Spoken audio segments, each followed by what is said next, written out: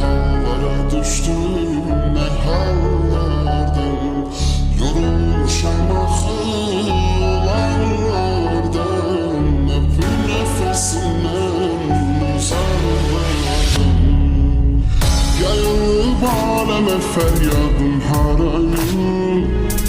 Bir ümidim olsun her zaman arayım.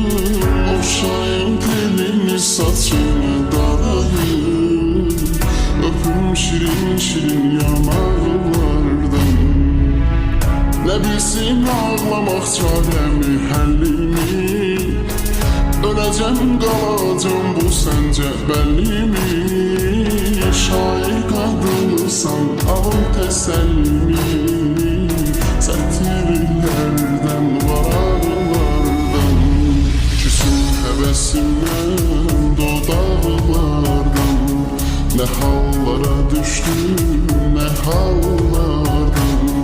Yorulmuşam axı olanlardan. Öpür nefesinden uzaklardan. Küsün həvəsimdən dodaqlardan. Ne hallara düştüm, ne hallardan. Yorulmuşam axı olanlardan. Öpür nefesinden uzaklardan.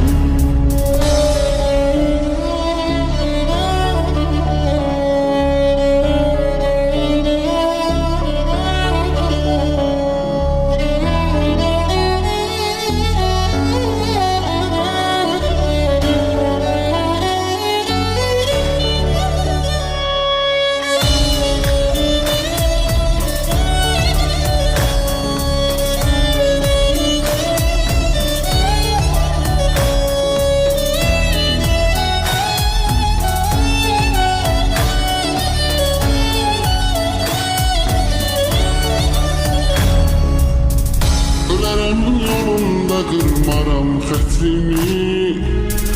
Adımla bəzədim şeirimin sətrini. Evimsən sən axı alıram mətrini. Saçına toxunmuş daraqlardan. Bir sonra ömrüm mənsiz sən tək necə qaldın. Ölüm qollarında sən qəlbimə doldun. Vazgeçilmez oldun, senle doğma oldun. Hayatıma girmiş kulaklardan. Küsün hevesimden dodaklardan. Ne hallara düştüm, ne hallardan. Yorulmuşam axı olanlardan. Öpür nefesinden uzaklardan. Küsün hevesimden dodaklardan.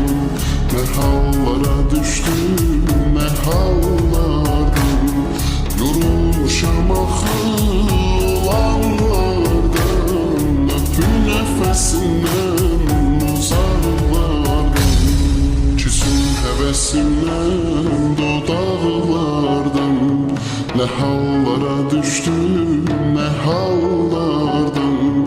Yorulmuşam axı olanlardan. Öpür nefesinden